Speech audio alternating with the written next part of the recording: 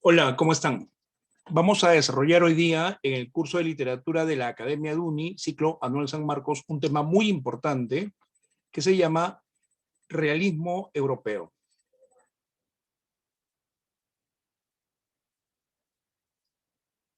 El primer objetivo de esta clase va a consistir en definir qué cosa significa realismo para nosotros, ¿no? El realismo en Europa.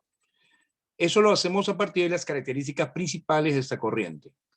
También vamos a conocer las características de las novelas de Fedor Dostoyevsky, que es el autor principal para esta clase. Y también tenemos que conocer, analizar la novela titulada Crimen y Castigo, obra de Fedor Dostoyevsky, que es la que vamos a analizar utilizando fragmentos que nos permitan conocer un poco más sobre las características teóricas de la obra, los contenidos, los personajes, los escenarios en que se desarrolla la novela Crimen y Castigo. Todo esto nos va a servir para resolver preguntas de examen de admisión con argumentos totalmente válidos y sólidos. Primero deberíamos analizar el contexto. Cuando decimos contexto nos referimos a a la época histórico-social en que se desarrolla el realismo, ¿no? Entonces, un dato importante para nosotros sería hablar sobre la revolución industrial, que es fue un hecho importante para toda Europa, porque comenzaron a desarrollarse las fábricas y una nueva clase social se implantaba, que era la clase social burguesa, pero también están los obreros, o sea, la clase proletaria, que fue la primera que comenzó a ver pues estos casos de la explotación y la sobreexplotación, que fue justamente una de las causas por las cuales esta clase social, que es el proletariado, comenzó a desarrollar ideas trascendentales sobre los cambios socioeconómicos en los países de Europa. Como les contaba, en esta segunda mitad del siglo XIX, 1850 hasta 1900, este nuevo sistema económico llamado capitalismo, desarrollado por la burguesía capitalista, va a también algunas características fundamentales e importantes, ¿no? Por ejemplo, es fundamental que la ciencia se haya desarrollado de manera profunda. Por ejemplo, la luz, importante, la electricidad, ¿no? También aparece una nueva teoría, que es la teoría del origen de las especies de Charles Darwin, como también la aparición de otras disciplinas, por ejemplo, la sociología, ¿no? Y una forma de ver de manera totalmente distinta el nuevo mundo, ¿no? El siglo XIX, ya llegando pues al siglo XX, son como 50 años de expresión diferente a lo que se había vivido hasta esa época, ¿no? ¿Qué es el realismo para nosotros? El realismo es una corriente que surge en la segunda mitad del siglo XX. No olvides eso, 1850 hasta 1900. Surge como una reacción contra el idealismo romántico, pero también se podría decir que es una especie de consecuencia del romanticismo, ¿no? Según otros autores, porque tú ves en este cuadro, por ejemplo, ¿no? Gente que está, bueno, de condición bastante humilde, casi llega, bueno, son pobres. La pregunta es, ¿por qué en un país donde se desarrolla pues la economía a partir de las fábricas, no existe la riqueza para todos? Porque hay pobreza. Justamente una de las maneras de explicar esta situación es porque la explotación y la sobreexplotación que realizaban los dueños de las fábricas, ¿no? Sobre los obreros, sobre el proletariado, es la que va a comenzar a generar esos hoyos, esos huecos profundos, donde vamos a encontrar pues pobreza, enfermedades, diferentes situaciones que van a generar un conflicto, y un conflicto cada vez más profundo. Claro, por ahí de repente alguien dirá, también tienen algunos cuestionamientos los jóvenes cuando dicen que la gente es pobre porque quiere, pero yo considero desde mi perspectiva que eso no es tan cierto, porque la pobreza es una situación que tampoco es mental, es bien real, que se da por diferentes razones. Una de ellas, que hemos mencionado ya, es la explotación o la sobreexplotación a la que son sometidos, por ejemplo, en este caso, los proletarios. Entonces, la sociedad no está caminando bien. se va a ir generando diferentes problemas como el alcoholismo, como la prostitución, como la delincuencia, ¿no? O sea, la situación de la sociedad en sí misma se va degenerando. Claro, como también podría ser, ¿no?, que alguna persona diga, no, pero uno que es pobre, pobre porque quiere. No, ya hemos dicho, hay trabas, hay impedimentos, y eso lo podemos ver desde nuestra perspectiva en diferentes obras que vamos a mencionar. ¿Qué es el realismo? ¿Qué busca el realismo? ¿Hacia dónde va? El realismo se define por buscar una descripción detallada de la sociedad, de los ambientes de la sociedad, del contexto histórico, las conductas de los personajes, las vivencias de las personas que componen esa sociedad europea. Por ejemplo, en estos dos cuadros podemos ver claramente cómo aparecen pues personas con cierta economía, cierta riqueza, pero también aparecen personas muy pobres, personas muy limitadas económicamente. Entonces, la pregunta es, ¿por qué ocurren esas cosas? ¿Por qué hay esa diferencia? Bueno, esa diferencia ocurre porque, bueno, ya hemos visto que hay gente que se enriquece vilmente y gente que, bueno, es vamos a decir, la que no se beneficia de las ganancias económicas de las empresas, pues, sino que son explotadas, sobreexplotadas, ¿no? Entre otras razones más que se pueden dar, pero este cuadro visibiliza eso. El realismo, entonces, va a buscar, va a rechazar lo sentimental, va a preferir proponer situaciones de solución para los tantos problemas de esta realidad social e histórica. Busca la verosimilitud, o sea, busca la descripción real del universo en que se está moviendo la gente. Con este detalle, vamos a decir que hay una oposición a la literatura fantástica. La literatura debe buscar una descripción de la sociedad, ¿no?, con todos sus problemas, con todas sus vicisitudes. Un detalle importante también sería el positivismo, que es la ciencia que se aplica para la solución de los problemas, para la educación, por ejemplo, ¿no? La filosofía positivista va a ser fundamental en esta época. Incluso se podría decir que hasta hoy existe, aunque, claro, en otro sentido, ¿no? Ustedes saben que se entiende que la ciencia es la que va a solucionar los problemas de un país, pero ojo, en la actualidad ya eso se ha ampliado, ¿no? Bueno, entonces, si hablamos de la filosofía central de esta corriente sería el positivismo, ¿no? Bueno, encontramos en las obras una descripción detallada de la gente, del lugar donde vive la gente, de su casa, de la persona misma, de su habitación. Hay objetividad para tratar un problema, hay equilibrio, se busca eso, no tanto en la situación de los personajes como también en las situaciones que están viviendo, ¿no? En general, en global, la sociedad. Se critica la falsa moral de los burgueses, porque habían convertido la ciudad, ¿no?, la ciudad en un lugar, pues, lleno de ciertas características propias que produce, por ejemplo, el dinero, ¿no?, la hipocresía, la ambición. Nadie diría que la ambición es mala, ¿no? Toda persona ambiciosa, pues, está bien, pero esta ambición ya es una enfermedad. La ambición por el dinero exagerado, ¿no?, hasta por demás. La hipocresía de la gente es la doble moral, ¿no? Decir una cosa pero hacer otra, ¿no? Eso también se ve en estas obras realistas. Y el lenguaje tiene que ser bastante claro. El lenguaje tiene que ser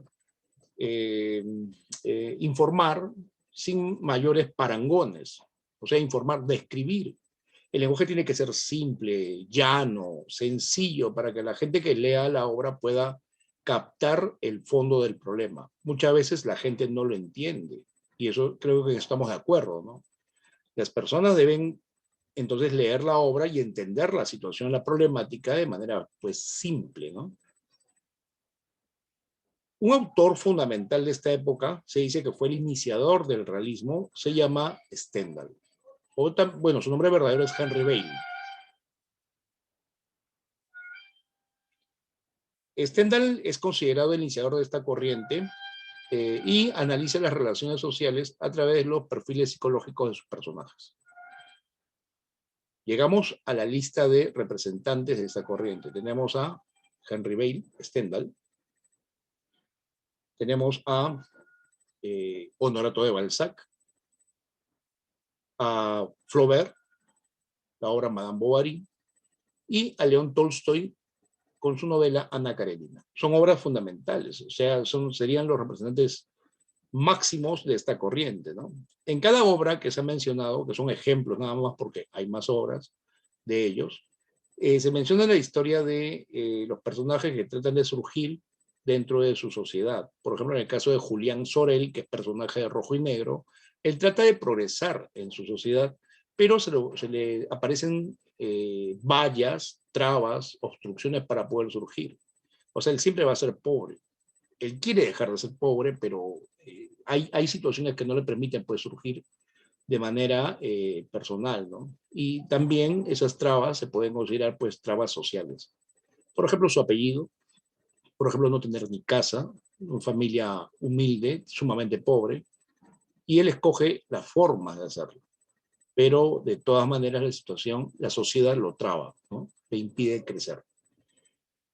Es una novela pues muy interesante para nuestro entendimiento sobre la parte pues sociológica, psicológica de los personajes. Igual que Eugenia Grandet. Eugenia Grandet es una chica que vive en una casa de familia de plata, su papá tiene mucho dinero, su mamá es ama de casa, la madre, eh, pero el papá es tacaño. A su familia las trata como si fueran sus sirvientas, ¿no? Ya con el tiempo, Eugenia Grandet pues hereda un dinero de su mamá que fallece, así que ya están en las mismas condiciones con su padre, ¿no? Pero su padre era tacaño, como les decía, pues muy tacaño, y Eugenia Grandet comete el error de enamorarse de su primo. Su primo se casa con otra mujer, le pidió dinero, se casó con otra mujer, o sea, la dejó. Eugenia Grandet después se casa con un anciano que tiene mucho dinero, que es un anciano rico, el esposo se muere y ella se queda viuda y con mucha plata, ¿no? O sea, más dinero todavía. Entonces, en esa situación, el padre, el señor Grandet, recién va a tener una conversación con su hija, va a tratarla como hija. ¿Y todo por qué? Porque había dinero de por medio. Qué terrible, ¿no? Esas situaciones características propias de la novela realista, de la novela sociológica, la vas a ver no solamente en Eugenia Grandet, sino en otras obras más de Honorato de Balzac. También tenemos la obra que se llama Madame Bovary, donde una chica que se llama Emma Rualt, siempre está buscando su príncipe azul, ¿no? Porque ha sido criada bajo esas características del amor, ¿no? Sublime. Pero tú sabes que ya hablar del amor sublime pues sería algo raro, porque el amor sublime o el amor de tu príncipe azul, eso no existe pues en los tiempos modernos, ¿no?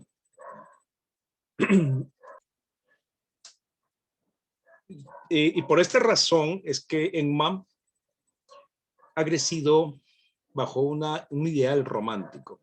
Ha leído muchas novelas románticas. Pero nunca llega el príncipe azul. Hasta que ya pues pasa el tiempo, ¿no? Ya los años pasan, ¿no? Los años no son abstractos, van a pasar de todas maneras. Hasta que llega el doctor Charles Bovary, y siendo doctor, pues Emma pues decide atraparlo, ¿no? Se casa con él, pero había un problema. El doctor Charles Bovary no era, vamos a decir, un doctor eficiente totalmente, sino que venía de un matrimonio fracasado, ¿no? Era un doctor fracasado que recién está queriendo volver a empezar desde cero, ¿no? Desde cero. Y por eso ha viajado a un pueblo y ahí es donde estaba pues Emma, ¿no? Igual se casa con él, pero Emma se encuentra con el tiempo, al comienzo estaba ilusionada, pero luego se encuentra decepcionada e insatisfecha.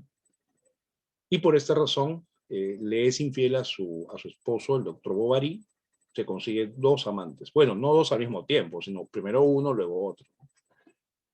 Y al final pues se da cuenta de que cometió un error y se termina suicidando. Claro, ese es el argumento de la novela, pero dentro de la novela pues hay tratamientos, hay situaciones que son importantes de analizar, ¿no? O sea, habría que leer toda la novela, habría que analizar la novela para poder tener una capacidad de entendimiento un poco más compleja, porque así nomás no es, ¿no? Porque las personas que han leído esta novela me dicen, al final me dicen, pero ¿por qué no los que leen la novela se sienten identificados con la protagonista, con Emma Bovary? ¿Por qué? O sea, ¿cuál es el sentido? ¿Cómo se analiza eso, no? Es una novela muy interesante. Mario Vargas Llosa publicó un ensayo sobre esta obra, se llama La orgía perpetua, donde analiza el comportamiento psicológico de la chica, pues de Edna, ¿no? Al final la termina comparando con el Quijote de la Mancha, para que vean. O sea, es que hay que analizar las pautas, ¿no? Los puntos, la forma como ella trata la situación. Bueno, y llegamos a la literatura rusa con León Tolstoy, ¿no? Es importante porque el tema de Ana Karenina también es la infidelidad, y es importante también porque el autor que vamos a tocar hoy día, o sea, Fedor Dostoyevsky, también pertenece al país, a la literatura rusa, ¿no? Es bueno saber en qué situación se encontraba Rusia en aquellos años. Rusia era imperial, o sea, el rey era llamado zar, era un gobierno aristocrático y bueno, lamentablemente Rusia en estos años más parecía un país de la Edad Media, un reino de la Edad Media que un país pues industrializado.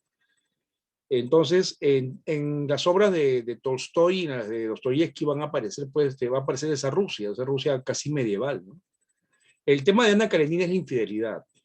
Ella, por si acaso, si deseas leerla, te vas a encontrar con un tema muy interesante, donde la esposa de un ministro imperial ruso provoca un escándalo en la alta sociedad rusa, porque tiene un romance con el conde Bronsky, un apuesto oficial de caballería.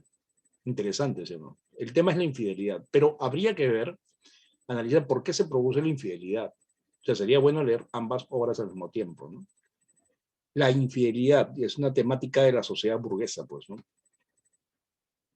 Bueno, continuamos entonces con la siguiente diapositiva y vamos a hablar de nuestro autor central. El autor central sería Fedor Dostoyevsky. Ahí está la fecha de nacimiento, 1821, murió en 1881. Dostoyevsky es considerado el maestro de la novela psicológica porque sus personajes presentan personalidades complejas, bastante difíciles, ¿no? Parece que se introduce mucho en la mente de los personajes, ¿no? De sus problemas, de sus vicisitudes, de las situaciones de riesgo que tienen muchos ellos, ¿no? La temática es moral, habla mucho de la moral y también de la religión. Es importante saber eso, es interesante porque la religión es, como tú sabes, una cuestión que está siempre en las sociedades, una cuestión que está siempre en las personas, ¿no? Y probablemente sea uno de los temas fundamentales, no solamente para Dostoyevsky, sino para muchos más. A ver, en 1845 publicó su primera novela titulada Pobres Gentes. En 1849 fue arrestado por ser liberal. Se enfrentó al rey o al zar y fue condenado a Siberia, ¿no? A trabajos forzados, tal como le ocurrió a su personaje que se llama Rodion Raskolnikov, en la novela que se llama Crimen y Castigo. Fue contrario al socialismo y fue ferviente seguidor del cristianismo ortodoxo, o sea, se volvió ultracatólico, ¿no? Su ideología se filtró en los libros, tú la vas a encontrar ahí mezclada en diferentes personajes, ¿no? En obras como Los Demonios o Los Hermanos Karamazov. Se solidariza con el sufrimiento humano y creo que ahí hay una explicación. Lo que pasa es que él y el sufrimiento creo que van de la mano, porque él era epiléptico, tenía una enfermedad. Tenía que cuidar a su madre, y tenía que también su hermano, como fue asesinado, su hermano murió y ella y la esposa se quedó sola. Él tuvo que mantener a la esposa y también a los hijos. Y también recuerden que al padre de Dostoyevsky pues lo mataron, ¿no? El padre era un hacendado y lo mataron pues los mismos, las personas que vivían ahí, ¿no? Que trabajaban en la hacienda, ¿no? Aparte también, Dostoyevsky era alcohólico. Bueno, eso es lo que cuentan sus biógrafos. Y aparte también de ser alcohólico, también tenía problemas con la ludopatía. Era un jugador por antonomasia. Eso son vicios que no los podía dejar, vicios terribles, ¿no? Y todo eso creo que enmarca o se engloba dentro del concepto del sufrimiento. Lo vas a ver en varios de sus personajes, ¿no? Bueno, en 1866 publica Crimen y Castigo, ¿no? Pero ojo, no es un libro, sino es un conjunto de publicaciones en los periódicos. Murió en San Petersburgo debido a problemas respiratorios agravados por su epilepsia.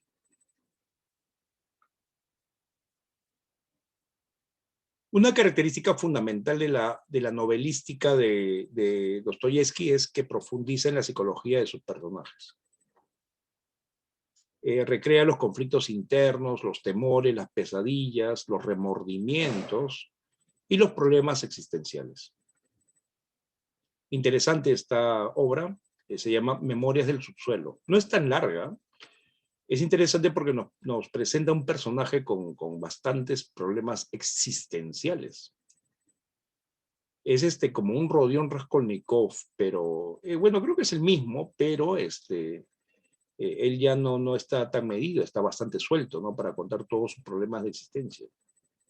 Se dice que hay referencias autobiográficas porque en algunos personajes se muestran pues las mismas situaciones que él pasaba, ¿no?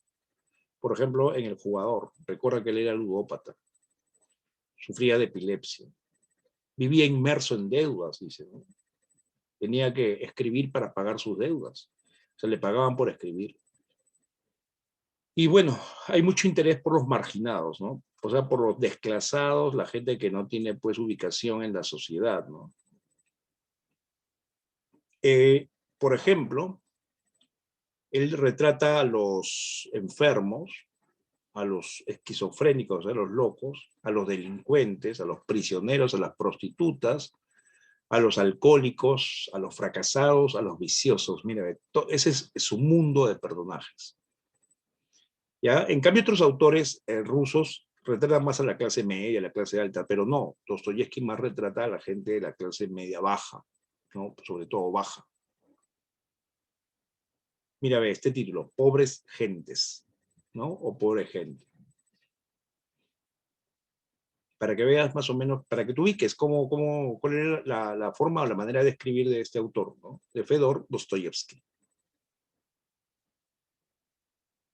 Tiene una tendencia a lo dramático porque en los diálogos que sostienen los personajes se nota claramente el sufrimiento desgarrador de cada uno de ellos.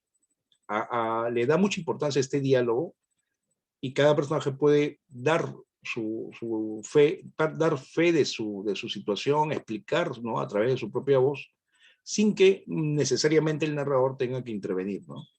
¿Ya? Entonces, los personajes van a hablar también y van a contar pues sus penas, su vida trágica. ¿Hay preocupaciones morales y religiosas? Sí, también, porque recuerda que Dostoyevsky está asociado mucho a lo que es la parte religiosa, se volvió ultracatólico. Entonces, esa parte le ayuda pues a entender el sufrimiento de los demás.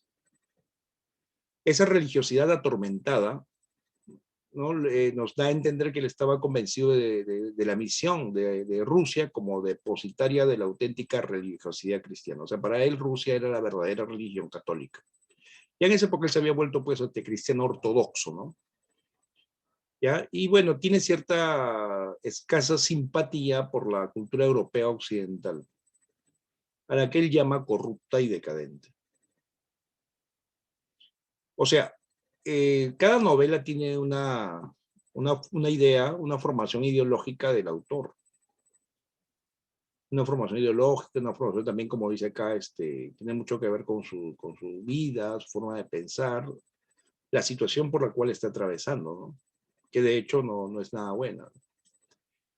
Bien, vamos a entrar a la novela que se llama Crimen y Castigo. Crimen y Castigo es una novela universal, es la más leída desde el colegio por los estudiantes. El género es narrativo, la especie es novela psicológica y policial, y el tema es el conflicto moral e intelectual. Esta novela presenta como argumento, de manera directa, es la historia de un joven que se llama Rodion Raskolnikov, estudiante de Derecho que asesina, que mata a la usurera, a la vieja usurera llamada Aliona Ivanovna. Hasta ahí Se podría hablar de una temática policial porque es un asesinato, ¿no? O sea, se mata a una persona y el policía lo busca, pues, a Rodión, ¿no? Bueno, al asesino, sin saber que era Rodión. Poco a poco ya se va dando cuenta, está interesado en saber quién mató a León Ivanov, la vieja usurera. Entonces, a partir de ese instante, Rodión va a pasar por situaciones no tan bonitas, ¿no? Bastante tormentosas, porque su mente no lo va a dejar, pues, descansar. ¿Ya? Se conoce con algunos personajes como Marmeladov, ¿no? Y se conoce también con Sonia, que es la hija de Marmeladov, que es una prostituta de nobles sentimientos. Acá mucha gente se asusta, dice: profesor, ¿podría haber una prostituta que tenga nobles sentimientos? Claro que sí, digo yo, ¿no? Claro que sí, ¿por qué no? De repente yo no conoceré, pero en la novela sí, sí se da. Sonia es eso, una prostituta de nobles sentimientos, que da la palabra de Dios y que ayuda con la comercialización de su cuerpo, o sea, vende su cuerpo para mantener a su papá, que era un alcohólico, Marmeladov, a su madrastra y a su hermanastra, a sus hermanastros, ¿no? O sea, era una persona buena, pues. Pero como no había otro trabajo, la chica tenía que prostituirse. ¿Ven? Es una situación bastante degradante, ¿no? Es difícil. Y bueno, al final Rodión tiene que la conoce a Sonia y le confiesa pues lo que el asesinato que cometió. Lo que pasa es que no ha sido un asesinato, ha matado a dos personas, a Aliona y a su hermana Elizabeth.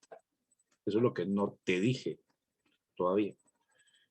Y lo que es peor, la hermana de la señora, de Aliona Ivanovna, de la vieja usurera, la hermana era una mujer buena que le estaba enseñando a Sonia a tejer vestidos, coser vestidos para dejar la prostitución. Entonces Raskolnikov, con todas esas cosas, pues, ¿no? Tuvo que confesar su crimen, sus crímenes, ¿no? A Sonia y también a su hermana, que se llama Dunia, ¿no? Al final se entrega a la justicia y lo condenan a años de cárcel en Siberia, trabajo forzado. Y al final de la novela, pues, se entiende que Sonia se va a casar con Rodión y van a ser felices, se puede decir así, ¿no? Bueno, es la idea que nos propone el autor, pero ya con todo lo que nos ha dicho, ya creo que la felicidad no encaja para nada, ¿no? No es, creo, un objetivo, es lo que ocurre, es lo que hay. Así termina la novela, que se llama Crimen, Crimen y Castigo. Lo que vamos a hacer en las siguientes páginas, en las siguientes PTs, sería analizar algunos capítulos y algunas peculiaridades de la novela, tomando como referencia el argumento. Primero, los personajes. Hay personajes primarios, ¿no? Los protagonistas, los principales, como Rodión, Aliona o también Sonia. Acá está Sonia. Son los principales, los primordiales, ¿no? Elizabeth es un personaje, vamos a decir, secundario, pero está dentro del crimen que ocurrió, pues, ¿no? Marmeladov es un personaje secundario, pero también, vamos a decir, tiene una interacción con Rodión. Ya es un viejo alcohólico, Aliona es la vieja usurera, Marmeladov es un hombre alcohólico, alcoholizado, la desgracia humana. Tienes al policía Porfirio Petrovich, o Petrovic. Tienes también a Razumihin, que es el amigo de Rodión. Tienes a Dunia, que es la hermana de Rodión. Y tienes a Svidrigailov, que es un personaje, vamos a decir, contrario, antónimo a todo lo que es Rodión. Claro, no estoy diciendo que Rodión sea perfecto, ¿no? Pero tiene su antónimo, que es Svidrigailov, ¿no? Un personaje contrario a él. Por el rango de maldad que tiene, porque aunque tú no lo creas, Rodión habrá matado a la señora, a la vieja usurera, pero Rodión es una persona buena también, hace cosas buenas. Desde que decide hablarle a Sonia, que es una prostituta y así nomás, creo que nadie te dejaría hablar de una prostituta, y la ayuda económicamente con lo poco que tiene, porque en realidad no tiene plata. Es un ex estudiante de Derecho, ya dejó la carrera, porque justamente no tiene para pagar la universidad, los gastos que son altos, la comida, y esa es la situación de la novela. ¿Qué les parece?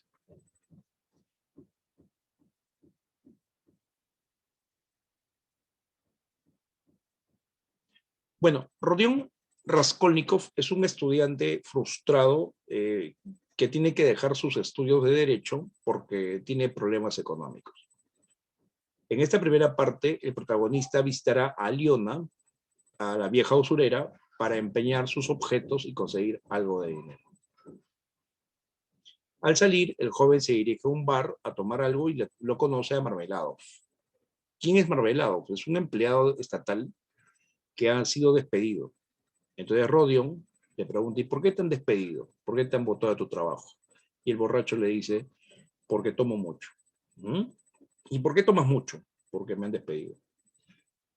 O sea, las respuestas de Marmeladov son respuestas, pues, increíblemente insustanciales. Dan rabia, porque cualquiera se molesta con él. Peor aún cuando Marmeladov le cuenta que tiene una hija que se llama Sonia que se prostituye y que esa chica le da dinero a él para que coma, para que se alimente y alimente a su mujer y a sus hijos.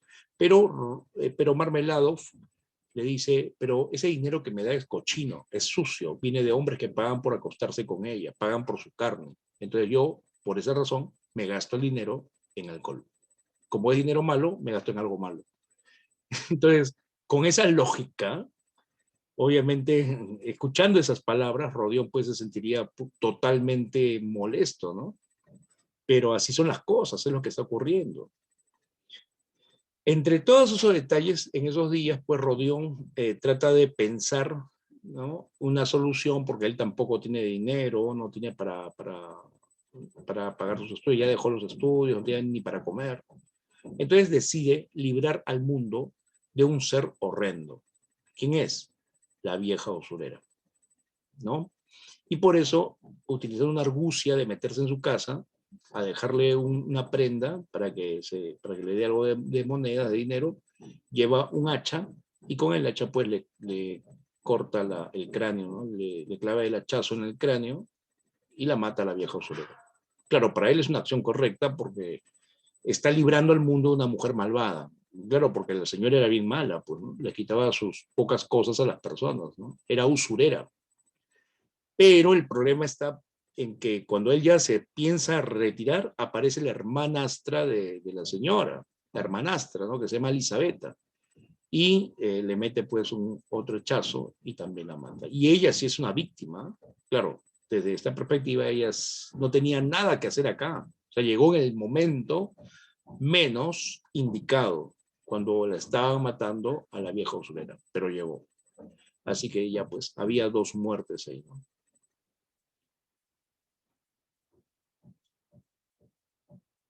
Raskolnikov delira y tiene un amigo que se llama Razumihin. Razumihin significa el que razona, el que piensa, ¿no? Viene de la palabra razón.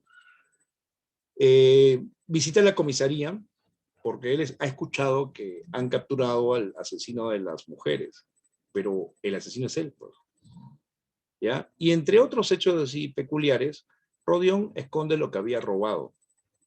Y también es testigo de cuando el alcohólico, o sea, Marmelado, fue atropellado por un carruaje y terminó muerto. Así, de esa manera, Rodión conoce a Sonia, porque Sonia tenía que velarlo, ¿no?, enterrarlo, y no tenía dinero para eso, pues. Entonces Rodión trató de ayudarle y se conoció con Sonia. Ya allí empieza la relación entre los dos. Claro, no es una relación de besos y abrazos, sino es una relación de conversación. ¿Ya? ¿Quién es Sonia? La hija de Marmelado. Ahora, un hecho muy importante y de mucha atención en esta novela se produce cuando Porfirio Petrovich, o sea, el policía, entrevista a Rodión, ¿ya? Y le tiende varias trampas cuando le conversa, le pregunta, y Rodión no cae, ¿eh? Rodión es bien inteligente y lo subestima al policía. ¿Por qué lo subestima? Porque justamente es policía. Él dice, yo estudio en la universidad, soy inteligente, en cambio este señor es solamente policía, no creo que piense mucho.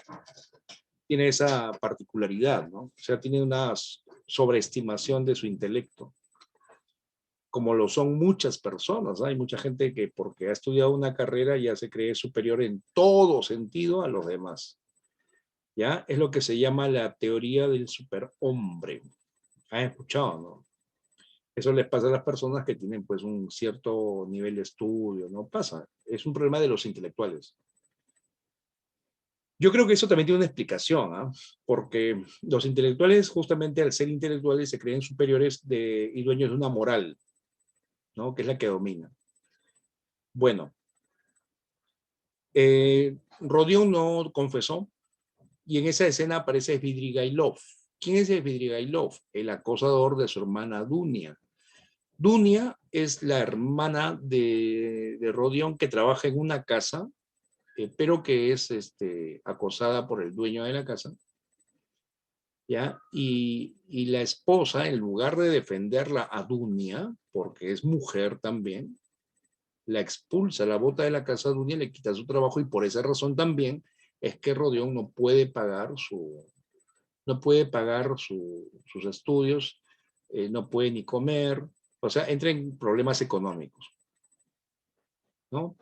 Increíble. Después, la señora de la casa donde trabajaba Dunia se da cuenta de su error y le va a pedir a Dunia que se case con su hermano, que es abogado. O sea, lo que está ocurriendo con Dunia es algo, dice Rodión, ¿no? Que es algo terrible. Porque si él la conoció a Sonia y sabe que Sonia se está prostituyendo con hombres por dinero, Dunia está haciendo lo mismo, ¿sí o no? Al aceptar casarse con un abogado para tener su negocio, ¿no? Su bufete de abogados, en realidad Dunia se está prostituyendo. Ella no debería casarse, él está molesto con esa situación, pero a Dunia no le queda otra que casarse pues con el hermano de su ex empleadora. Qué terrible, ¿no? O sea, si tú lo asocias así, entonces, por un lado, Rodión tendría razón, pero por otro lado no. Lo que pasa es que la situación es terrible, por la situación económica, no hay trabajo. Acá está la conversación entre el investigador policía, Petrovic, y Rodión. Rodión es bastante superado, ¿eh? Es súper intelectual, súper hombre.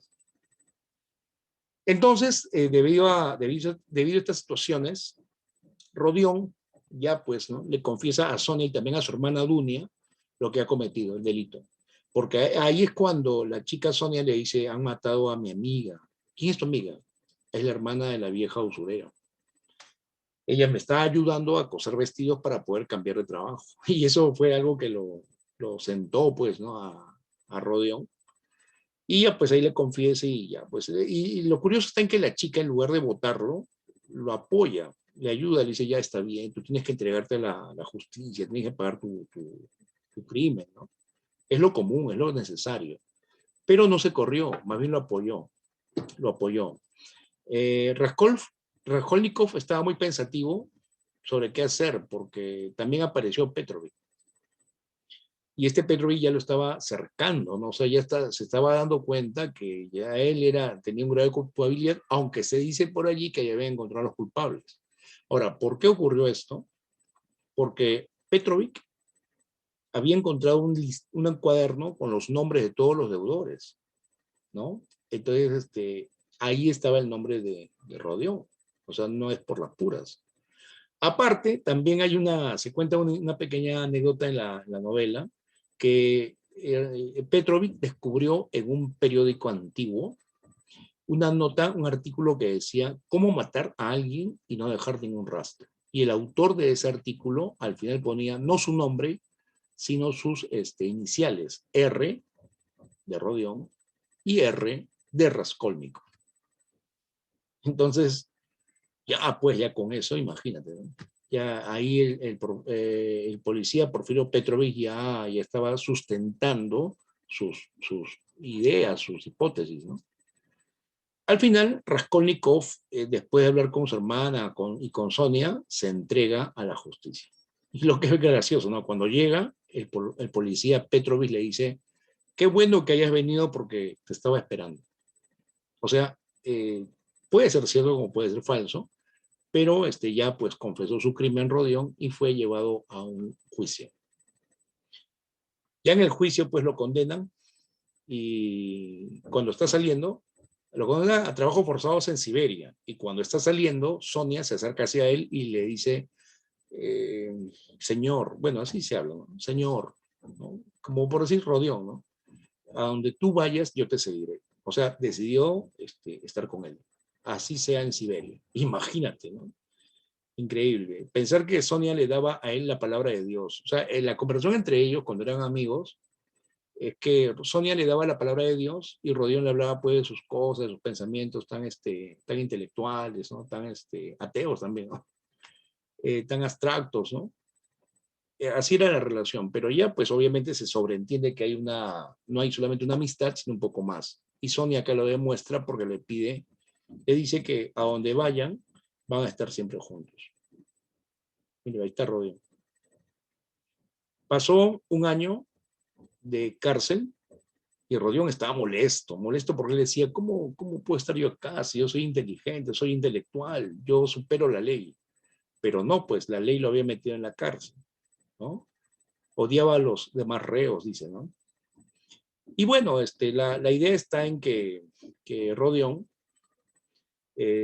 aceptó, pues ya entendió después de un año la situación por la cual atravesaba y le dice pues a Sonia que esperaba que los próximos años pasen como si fueran días. ¿Eso qué quiere decir? Que ambos van a vivir en el futuro más cercano, cuando acabe la condena, van a vivir juntos y van a formar una familia. ¿Qué tal? Bien, algunos puntos saltantes de nuestra obra, Crimen y Castigo. Uno, para la moral antihumanitaria, o sea, la de Rodión, la vida es vista como una cuestión práctica, como una cuestión de matemáticas, ¿no? Porque dice, por una sola vida, miles de vidas salvadas de la corrupción y la ruina, una muerte a cambio de 100 vidas, cuestión de aritmética, ¿no? O sea, si él mata a una persona, bueno, al matar a esa persona, las demás se salvaron, pues, ¿no? Es una cuestión bastante práctica, yo diría que pragmática. Es la visión de un intelectual de ese tipo, ¿no? Dos, la teoría del superhombre decide quién es bueno o quién es malo, dice Rodión. ¿Y qué peso tiene en la balanza social la vida de esa anciana, tísica, estúpida y malvada? No más que la vida de un piojo, de una cucaracha. En realidad no tanto, porque esa anciana es muy mala, muy dañina. O sea, es la teoría del superhombre. Él decide quién vive, quién muere. No, eso no encaja, pues eso no está bien. El superhombre no es un ser correcto, no es un ser normal. Se hacen descripciones detalladas por ejemplo, ¿no? En este texto se hace una descripción detalladísima de la habitación de Rodión, que era pequeñita, ¿no? Muy contraria a su desplazamiento intelectual, porque su intelectual sabe bastante, pero su cuarto es solamente un cuartito donde tiene su cama, su mesa, su baño también, todo. Y encima está medio cochino, como dice acá. Aspecto miserable, papel amarillo y polvoriento. Y encima está sucio. O sea, no encaja, pues no hay una concordancia entre ese hombre que se cree intelectual superior y su casa. Entonces, allí hay un problema. Por eso, si tú eres intelectual, tu casa también tiene que estar limpia, pues, ¿no? Tiene que estar limpia y tus libros ordenados y tu ropa limpia, tiene que haber una concordancia, una coherencia entre lo que piensas y lo que hablas y lo que haces. Hay hay una escena específicamente en la cual se narra cuando él le mete el hachazo de manera pues fuerte, eh, de manera bastante descriptiva, cómo le mete el hachazo y la mata a la señora, a la vieja usurera, ¿no? A Leona Ivanovna. ¿Ya? Entonces emplea elementos naturalistas. El naturalismo es la exageración del realismo. O sea, describir ya hasta lo más grotesco, lo más terrible, un hecho de la novela. Hay muchos diálogos, sobre todo el diálogo más interesante es el que se da entre el policía y Rodión. ¿Por qué? Porque el policía no es tonto, el policía utiliza muy bien, hace preguntas y lo quiere hacer caer, ¿no? En la trampa lingüística a Rodión, ¿no? Y él dice, ¿y usted cómo se ha enterado de que el artículo era mío? Lo firmé con una inicial. Y le dice, fue por casualidad, conozco al redactor jefe, lo vi hace poco y como su artículo me había interesado tanto, o sea, le habla, ¿no? Le está sacando las cosas, ¿no? Porque no quiere acusarlo directamente, sino poco a poco, ¿no? Lo que hace un investigador, pues, ¿no? Y bueno, también hablamos de la religión y el amor. Recuerden ustedes que Sonia le da la palabra de Dios a Rodión. Rodión a cambio le habla pues de sus pensamientos, su filosofía, ¿no? para poder contrastar. Mira qué buena es la chica, porque la chica lo escucha. Tener una persona que te escuche tus pensamientos así debe ser bastante raro, ¿no? Y lo que es peor, después de esta conversación la chica se va a prostituir, es algo fuera de lo normal, ¿no? Ahí está, mira, la cruz de madera que simboliza la religión. O sea, la señorita, la chica Sonia, representa la religión, la fe, ¿no? Que podría salvar de alguna manera la situación.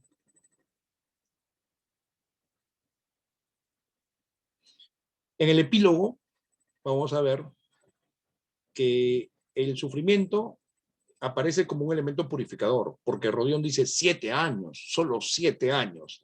En la embriaguez de los primeros momentos, poco faltó para que los dos considerasen aquellos 7 años como 7 días. Raskolnikov ignoraba que no podría obtener esta nueva vida sin dar nada por su parte, sino que tendría que adquirirla al precio de largos y heroicos esfuerzos. O sea, ellos buscaban, necesitaban encontrar una salida rápida, ¿no? Bueno, aunque tendrían que esperar los 7 años, pero igual van a quedarse juntos, ¿no?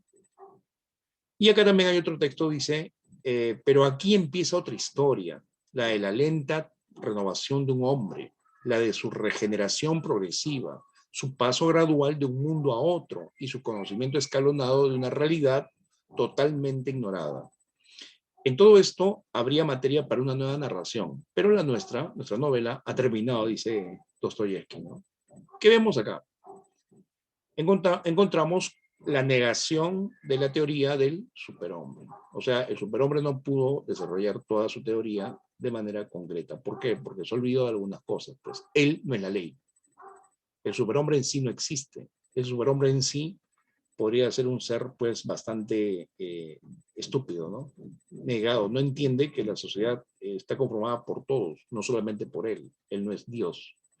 El superhombre se cree cercano a Dios, pero no es Dios. Él cree que es así, pero la realidad le da un golpe en la cara. De esta manera terminamos nuestra novela que se llama Crimen y Castigo y nos veremos en una próxima sesión. Gracias.